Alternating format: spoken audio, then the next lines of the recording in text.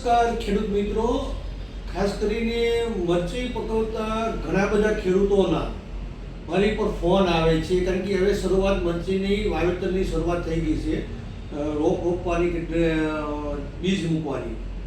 અને મોટાભાગના ગુજરાતની અંદર મરચીની ખેતી કરતા ખેડૂતો સીઝર સુપર વિટરાનો છંટકાવ વાપરી રહ્યા છે. એના બધાના પરફોર્મન્સ સારા, છતાં એ લોકો ફોન આવે છે કે એની તમે સ્પેશિયલ કીટ મૂકી છે.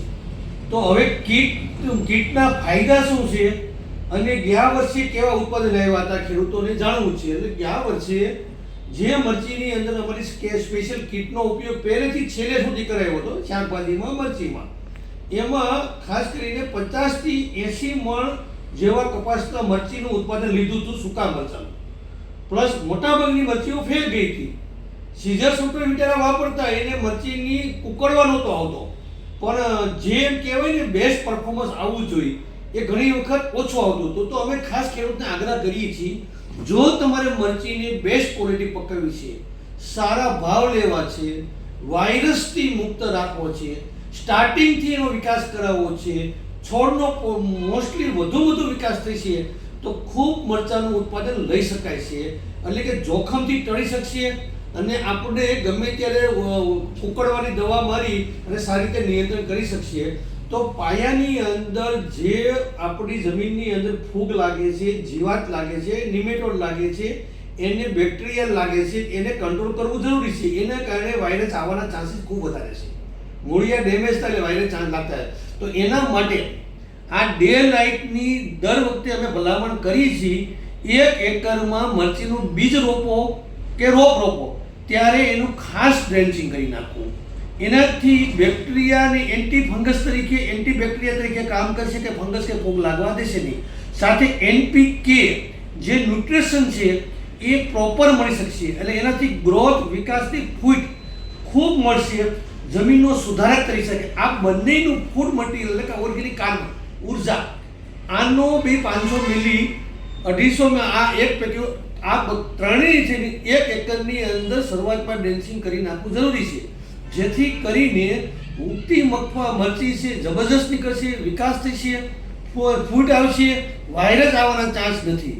અને સાથે જો સીઝર સુપર વિટર આપણે રેગ્યુલર વાપરતા હોય તો મારું એવું માનવું છે કે શરૂઆત વહેલી કરી દેવી, એટલે વિકાસની અવસ્થાએ ખૂબ સારો વિકાસ થાય. ખૂબ જરૂરી છે, વિકાસ થશે, જેટલો વિકાસ થશે એટલું ઉત્પાદન વધશે. એટલે કે વારંવાર સીઝર સુપર વિટારા વાપરવામાં આવશે તો મરચીની શારીરિક વિકાસ થવાની ખૂબ શક્યતા વધી જશે.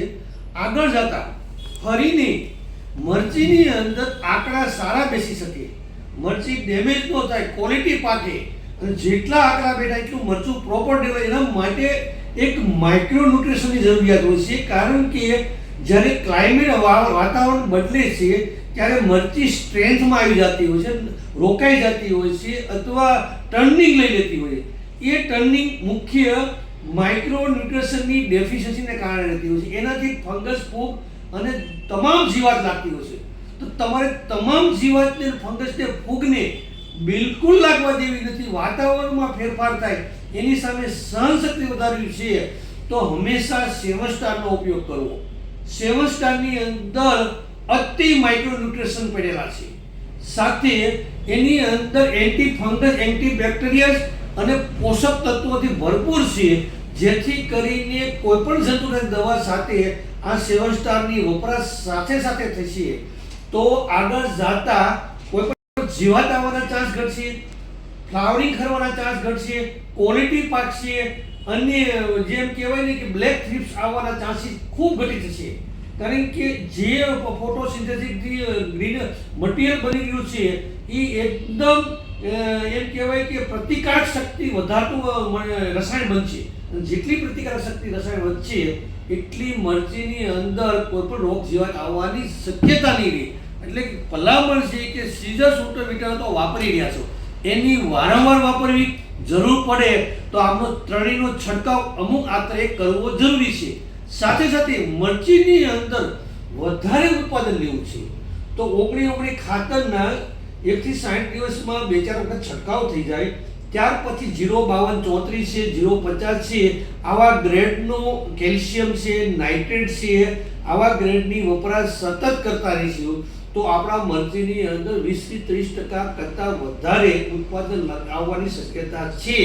પણ એ પહેલાં મરચી એટલો સેન્સિટિવ પાક છે, જો શરૂઆતમાં તમે પૂરતું બજેટ વાપર્યું ના હોય તો મરચીનું નફાકારક ખેતી શક્ય નથી. તમારે જો નફાકારક ખેતી શક્ય બનાવવી હોય તો શરૂઆતમાં સારી ટ્રીટમેન્ટ, પૂરેપૂરી કીટનો વપરાશ કરો તો જ મરચીની અંદર બેસ્ટ ઉત્પાદન લઈ શકાય.